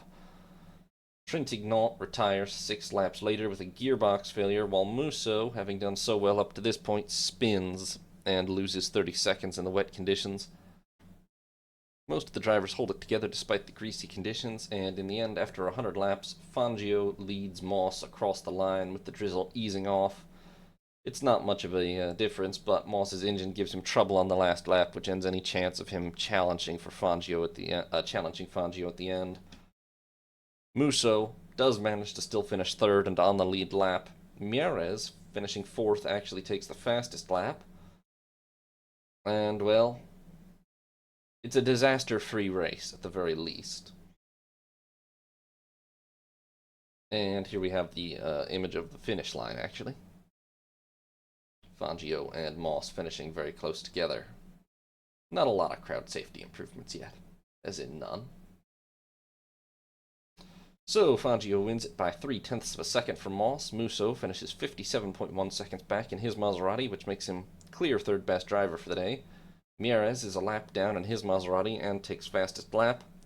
Castellotti ultimately takes fifth in the leading Ferrari, 3 laps back, which is a bit of a disaster for Ferrari. But honestly, they've gotten lucky with retirements so far this season. They have not had the pace that they want. Also 3 laps down, Jean Beyer and his Maserati, 5 laps Hawthorne in his Ferrari, 8 laps Ramos in the Gordini and Rosier in a Maserati, 10 laps Pollet in a Gordini, and 12 laps Claes in his older Ferrari.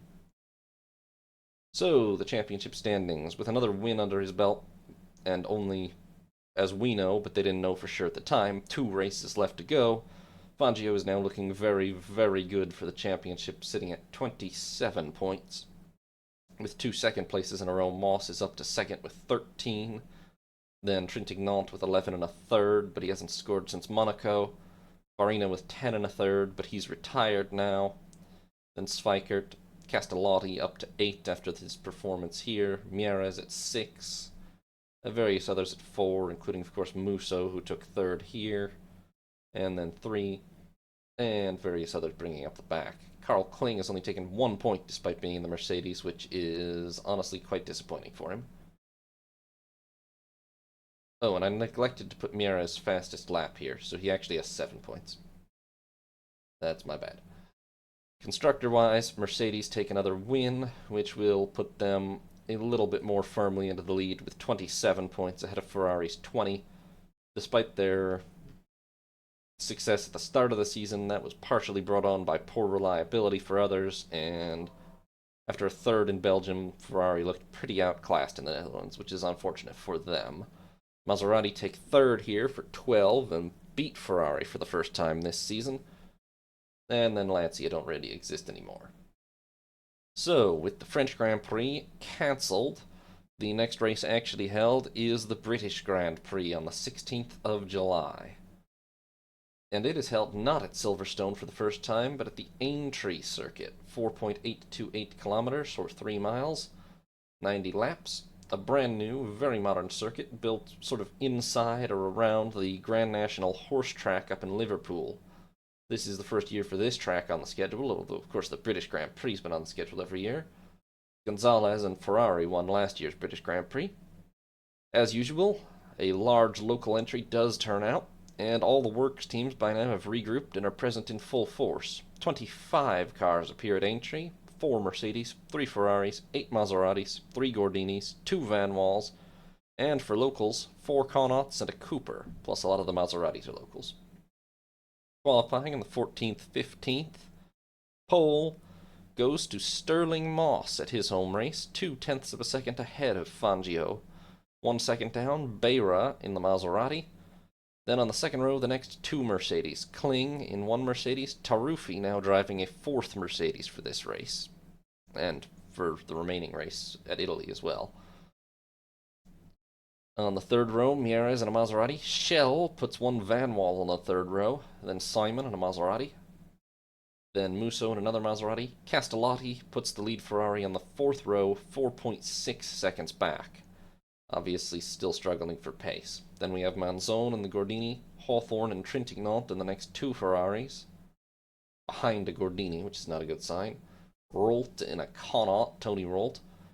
And Wharton, Ken Wharton, in the other Van Wall. Just a moment. Then we have Lance Macklin in a Maserati. Kenneth McAlpine in a Connaught. Silva Ramos in a Gordini.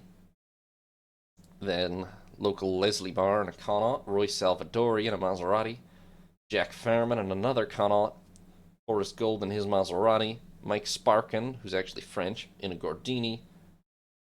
Peter Collins in a Maserati. And Jack Brabham, who will later be pretty significant in F1 history, starting his first F1 race in a Cooper, which has an F2 grade engine and will prove pretty miserably off the pace. And you can see in qualifying that he is 27 seconds down, which is not great.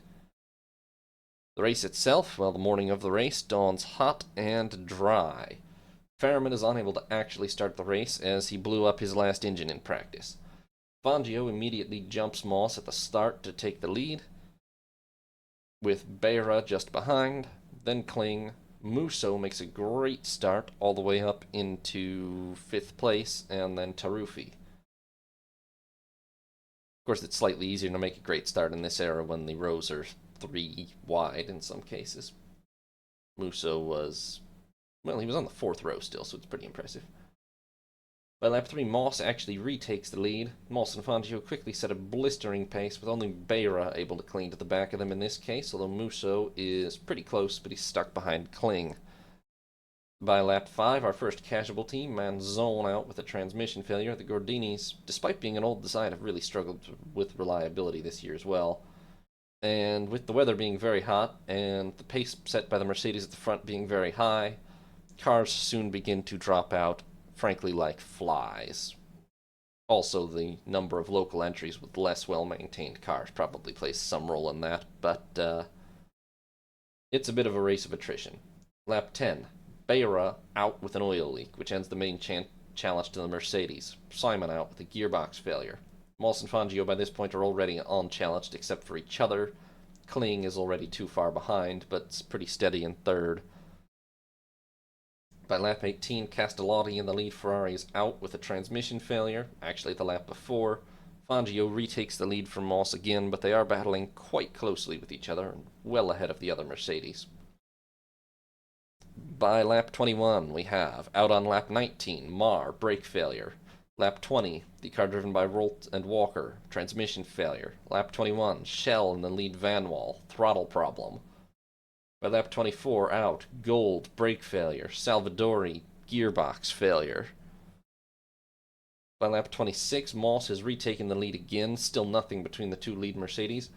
And Da Silva Ramos is out, oil pressure loss. Collins is out, clutch failure.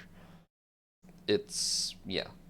By lap 31, McAlpine is out with loss of oil pressure, and Brabham's underpowered engine blows up, having never been remotely competitive anyway.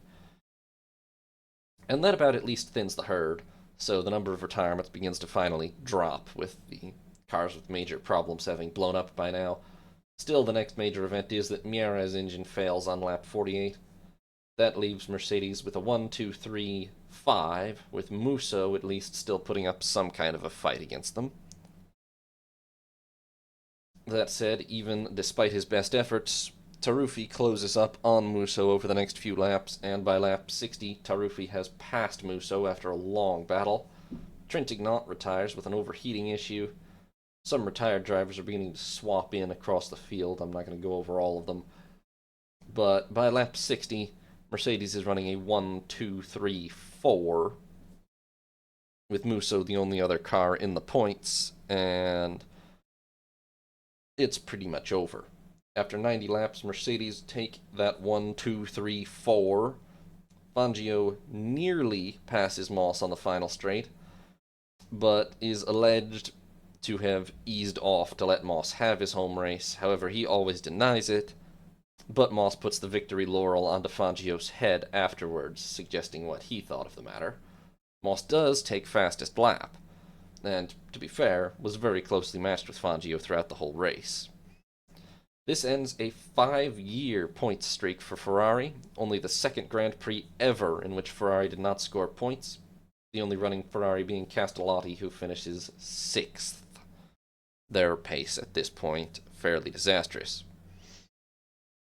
So it is Stirling Moss who wins his first Grand Prix by 0.2 of a second from Juan Manuel Fangio.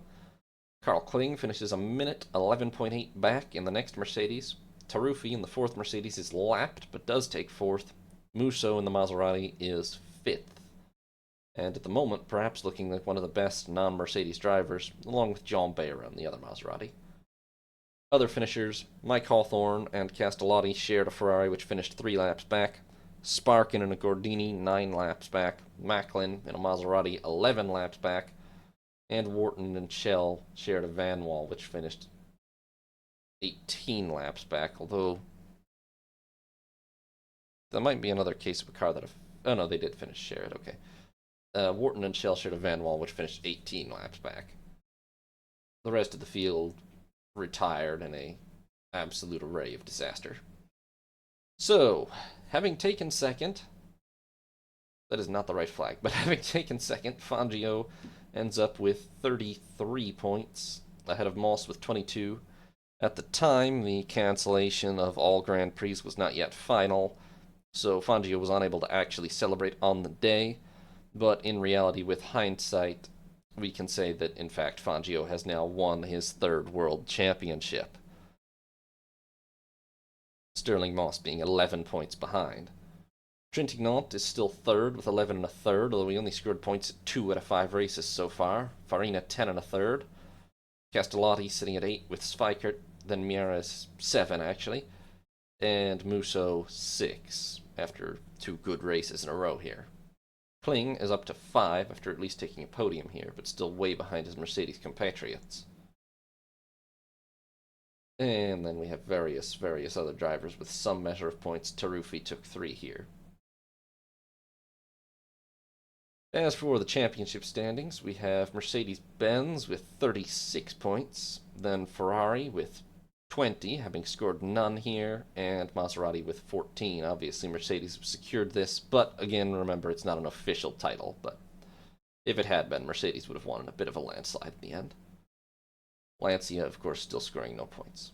Now, coming up to the final big race of the season at the Italian Grand Prix, we had a few more races in between because it was actually on the order of 2 months between the... No, yes, 2 months. 2 months between the British and Italian Grand Prix. Fortunately, with hindsight, the championship was already decided, but these gaps were just not that uncommon at the time. There were, however, a lot of non-championship races to fill in those gaps, such as the London Trophy and the Crystal Palace circuit, which would relatively soon cease to exist. Mike Hawthorne took pole, driving a Maserati, not a Ferrari. Then Salvadori, Shell in the Van Wall, Gold, and Tony Brooks, another local, driving a Connaught. 9 starters overall, 3 Maseratis, a Van Wall, 3 Connaughts, a Cooper, and an Emerson. All of them British locals. Everyone in the race was British, except Jack Brabham, who started... well, was unable to actually start, but was entered in a Cooper.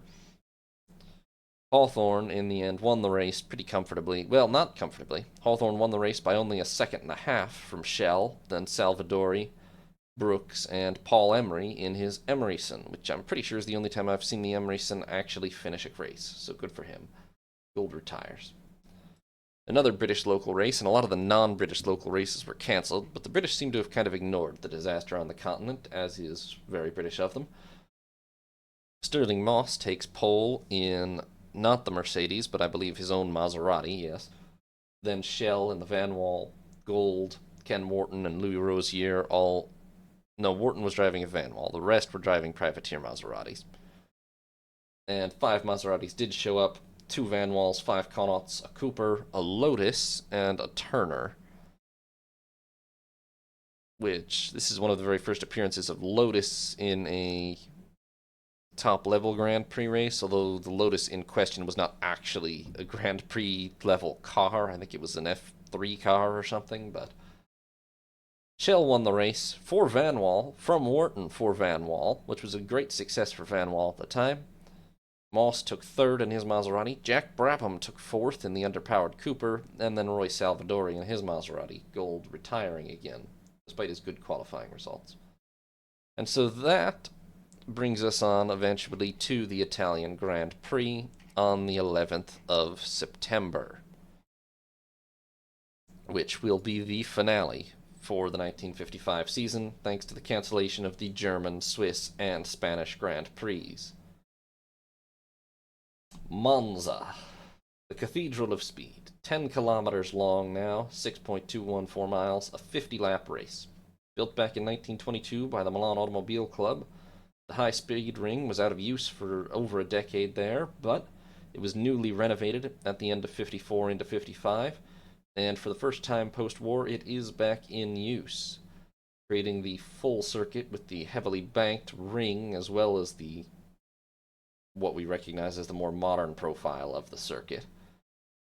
It's been on the calendar every year since 1950, and last year it was won by Fangio in a Mercedes. Knowing that this is somewhat unexpectedly the last Grand Prix of the season, every constructor team makes an all-out effort, and 23 cars arrive. 4 Mercedes, driven by Fangio, Moss, Kling, and Taruffi. 4 Ferraris, 2 Lancias. They actually intend to run 3 Ferraris, 3 Lancias, and this is the Ferrari team, with with Hawthorne, Trintignant, and Maglioli driving a Ferrari, Castellati, Villarizi, and Farina, who's already been persuaded to slightly unretire, driving the Lancias. But it doesn't work out nicely that way, due to events that will be seen. 7 Maseratis show up, all of them but 1 supported by the factory. 6 factory entries for Maserati: Mieres, Musso, Peter Collins, Carlos Mendigagai, John Beira, and Horace Gold for whatever reason. and one privateer Maserati driven by John Fitch. This is Sterling Moss's personal Maserati. 3 Gordinis for Ramos, Paulet, and Manzone. 2 Van Walls driven by Shell and Wharton. And 1 Arzani Volpini driven by a local Luigi Piotti. Wouldn't give him a lot of chances. So, qualifying, September 9th to 10th. It's probably no surprise, Fangio takes pole by 0.3 of a second ahead of Moss, then Kling. Behind the Mercedes are Castellotti in one Ferrari and Farina in a Lancia. Then we have Beira in his Maserati, Mieres in another Maserati, Villarizi in a Lancia.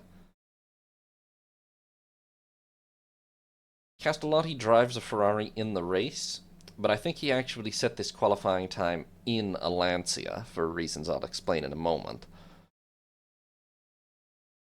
Taruffi ends up putting the 4th Mercedes only on the 4th row, which is a bit disappointing, 5.3 seconds slower than Fangio. Then Musso in a Maserati. Then Collins in another Maserati, Maglioli in a Ferrari, Shell in the Van Wall, 9 seconds behind. Hawthorne in yet another Ferrari, Trintignant in his Ferrari, then Mendita Guy on the Maserati, Wharton in a Van Wall, Ramos in the Gordini, Paulet in another Gordini, Fitch in the Privateer Maserati, then Gold in yet another Maserati, the Maserati that should have been Manzone's, and then Piotti is unable to actually start his Volpini, which is tragic for him.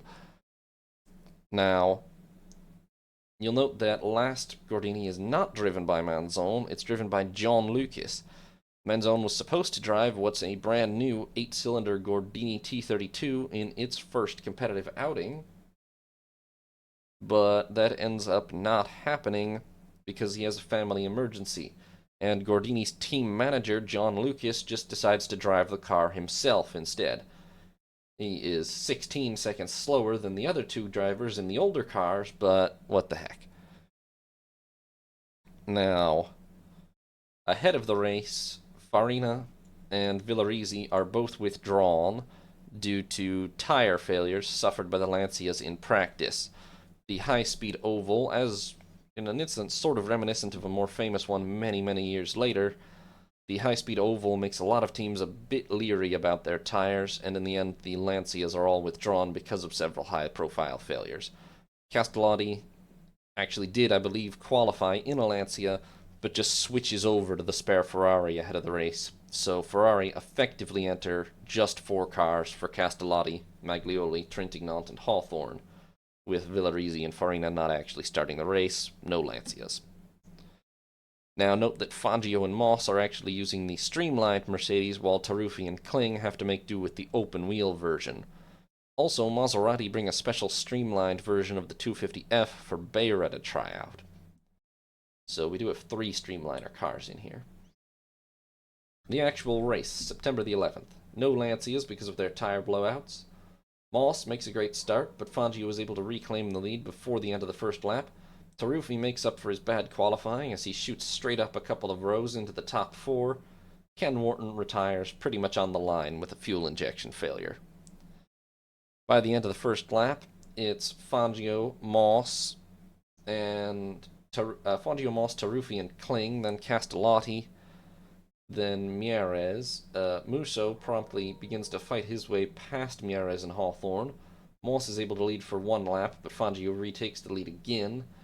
Shell and Lucas go out with a suspension and engine failure, respectively, and within 10 laps, Mercedes pretty much have a 1, 2, 3, 4 again and are rapidly pulling away into the lead.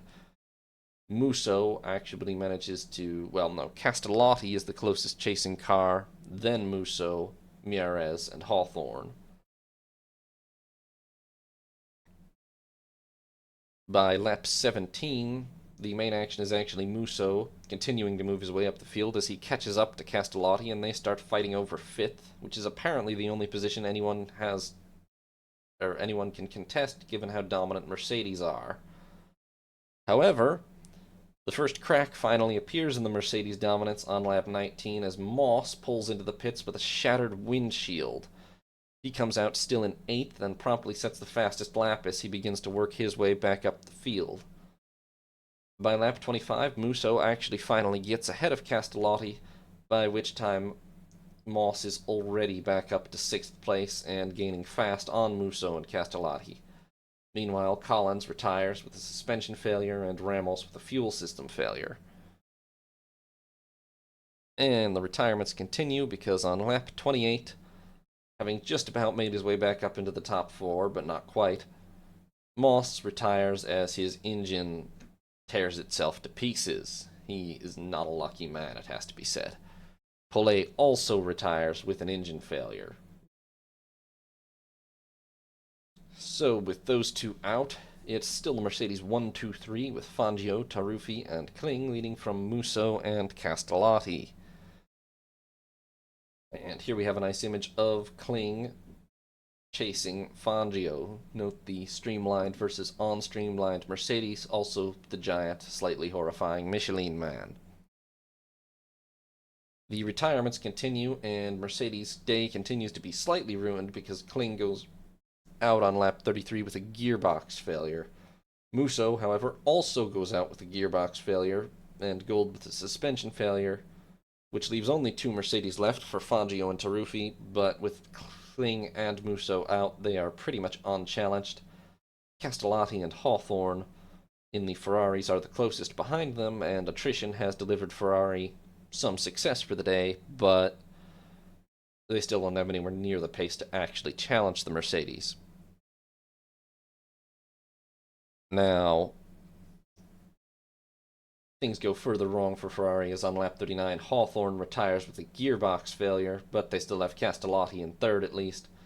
Mendieta has been lapped by now, but is hanging out in Beira's slipstream for speed anyway, and when Mieres begins to have engine trouble, Mendieta is able to pass Mieres for what, with Hawthorne's retirement, becomes the final points position. In fact, with 10 laps to go, it's Fangio, Taruffi, Castellotti, Beira, and Mendieta, and then the rest. In the end, the remaining 10 laps are pretty uneventful. Beira's engine actually blows up on the final lap, but he's lapped everyone else behind him, so he manages to coast across the line and claim his 4th place.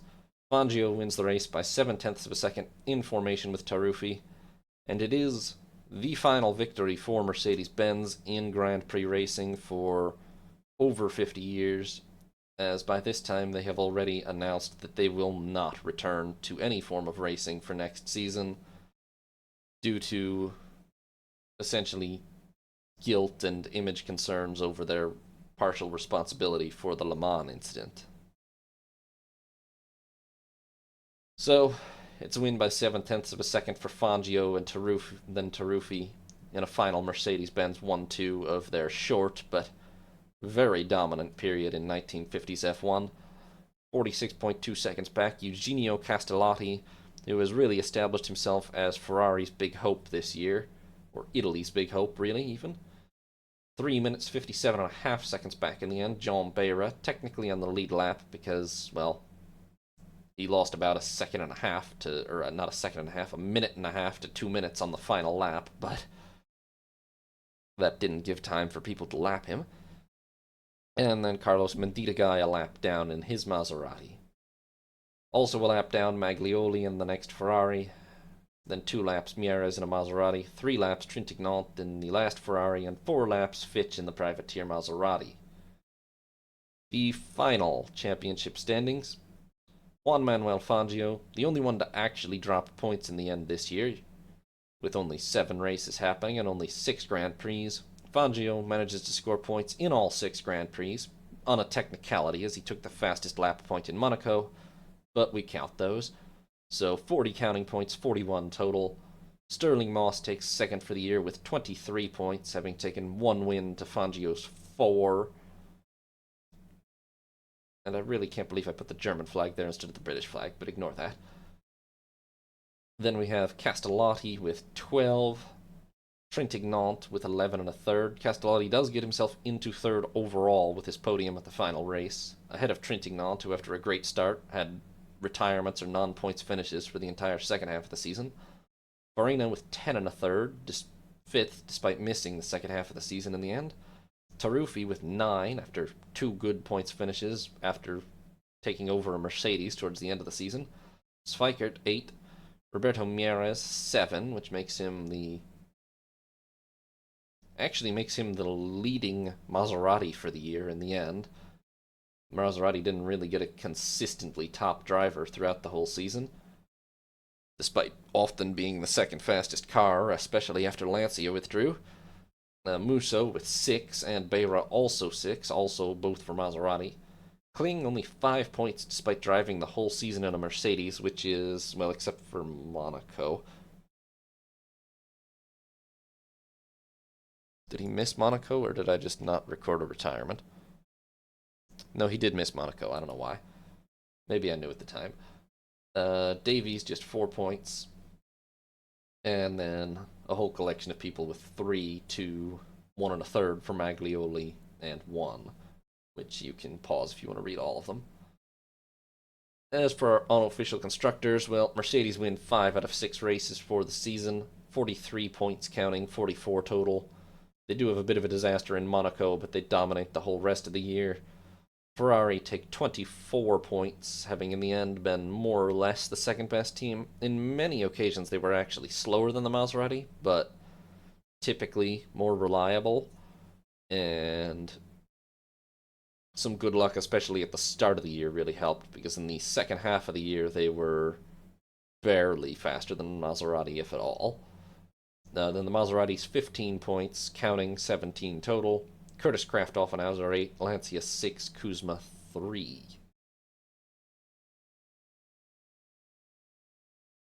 Now,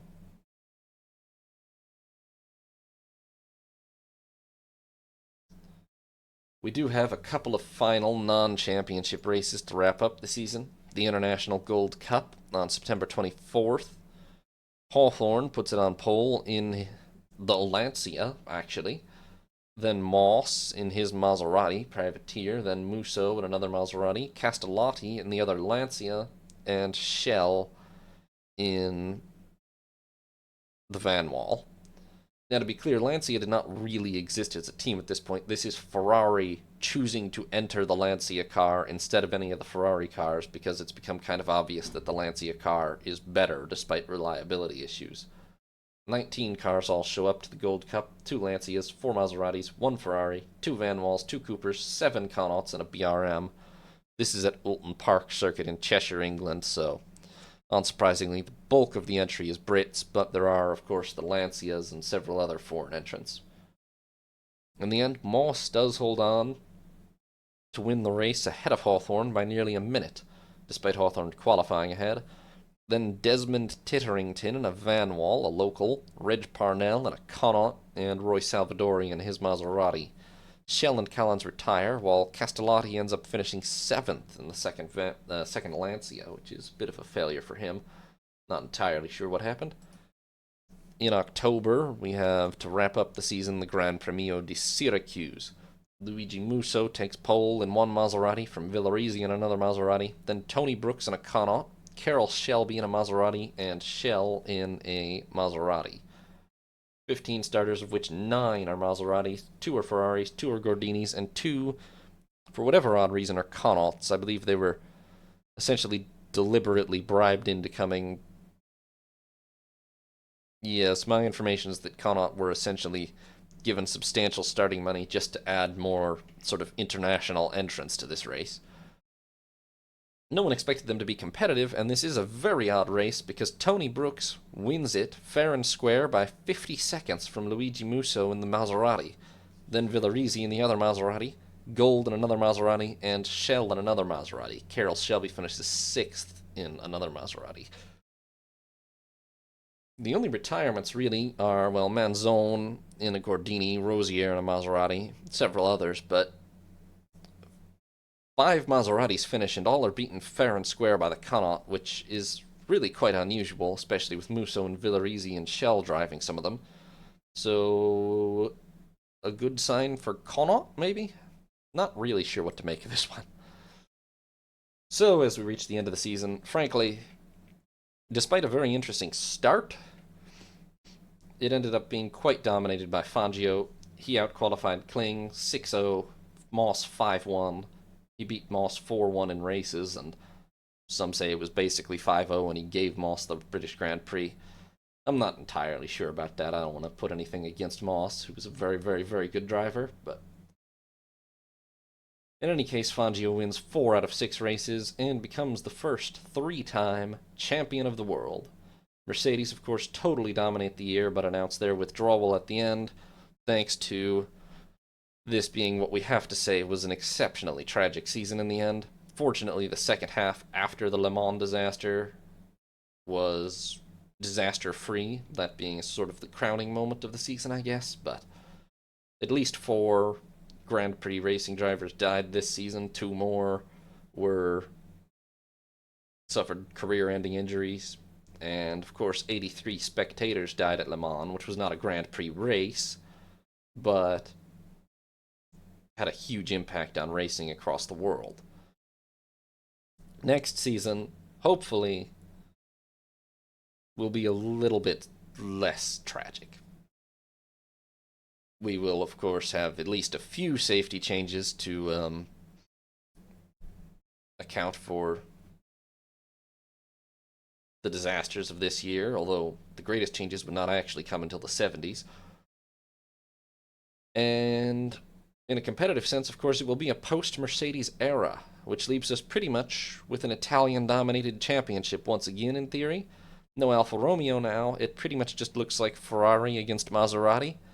Unless one of the British constructors can build a car, of course. But there is the question of where Fangio and Moss will end up landing. You'll have to tune in next time to find out in the 1956 Formula One season. Until then, thanks for watching. This is Sea Lord Racing, signing off.